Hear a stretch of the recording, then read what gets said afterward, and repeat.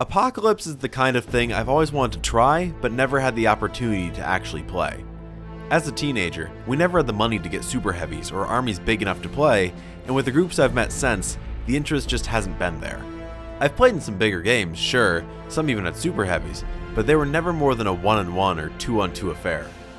The storied mega battles that I read about in White Dwarf were always out of my grasp, that is, until this past January. I met the Philadelphia area gaming enthusiasts at the Nova Open in 2016. They ran the narrative event, which was a total blast and a well-run event to boot. Joe and Colin invited me to their big flagship event in January, and I was more than happy to come up. This game had at least a dozen people playing, with over 50,000 points of painted models on the table. The teams were split into Order and Discord, which more or less boiled down to Imperium versus Chaos, as that sort of thing so often does. The table itself was something like 6 by 16 feet, which is definitely the biggest board I've ever played on. Some sections of the board even had special rules, but given the scale of the game, we generally ignored them.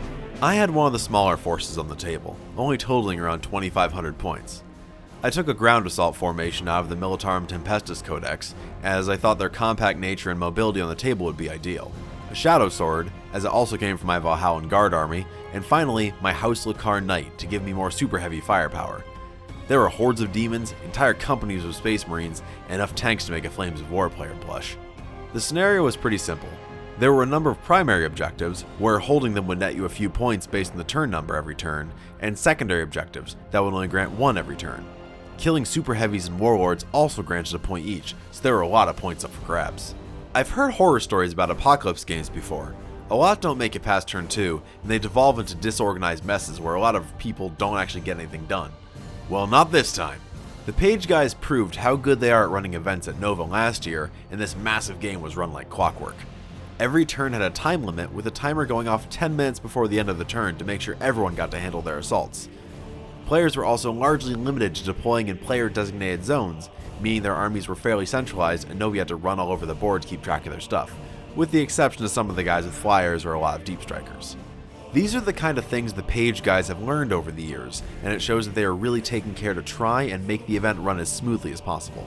Instead of bidding minutes for deployment to go first, as we had a very strict deployment schedule, we bid with cards that granted bonuses. We burned all 3 of ours to get first turn, as we had an awful lot of shooting we wanted to get off. It paid off pretty well, with our Manticores, Basilisks, and Volcano Cannons all doing some damage. Once all the demons started deep striking into our lines on turn 1 though, things started to look a bit scarier. Our heavy metal parking lot got swamped in demons and obliterators, and that was going to make turn 2 tricky. These demons proved ridiculously durable, utilizing some apocalypse formations that granted bonuses to their toughness, saves, and then their bevy of psychic powers and demonic gifts that made things that much harder. I'm not gonna lie, it's massively frustrating to empty an entire armored company, Imperial Knight, and multiple super heavies into a bunch of these guys, only for them to take maybe a wound or two. As turn 2 got underway, things started to look a bit grim for us. The scores were dead even, and there were still way too many demons and uglies in our lines.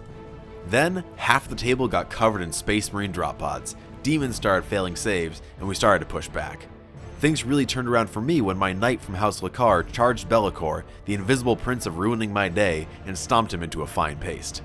Then, the turn after, a bloodthirster charged my knight and was met with the same stompy fate.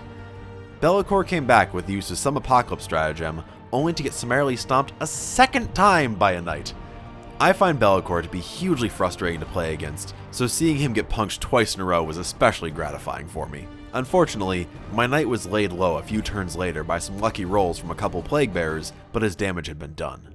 Turn 3 ended with Order taking the lead, and Discord's hold on their primary objectives started weakening.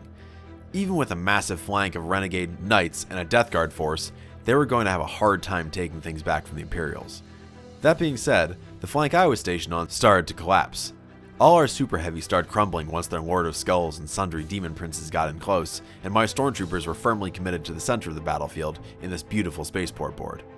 The little Valhallan dudes were pretty much overlooked by the rest of the battle once they wiped out the Dark Mechanicus guys holding the center though, and were able to hold a few objectives for Order. Once the Void Shield Generator and Warhound Titan belonging to Discord blew up, the center was pretty firmly in the hands of Order. The demons on the right flank started to fade once the first Demon Prince and Greater Demon died, and the Death Guard and Knights that had come in on the center left got nuked by a pair of Deathstrike missiles, plus the seemingly endless stream of Space Marines in orange that came to the rescue.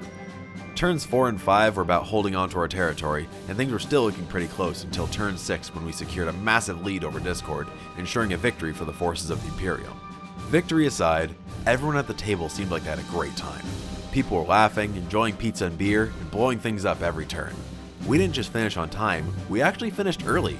To have an Apocalypse game, especially one totaling over 50,000 points, and have it finish early is an achievement in and of itself. It was exciting to be in the kind of game you only ever see in things like the Apocalypse rulebook, and while every model on the table wasn't done up to a Golden Demon standard, everything was painted and there were some fantastic looking armies on display.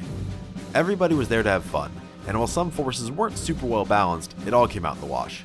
This was Apocalypse done right, and I'm so happy my first mega battle was this one. I'm looking forward to any page events I can get to in the future, and I'm stoked to play in their narrative league at the Nova Open again in September. If you're planning on going to Nova, keep an eye out for their events. They're a hell of a good time.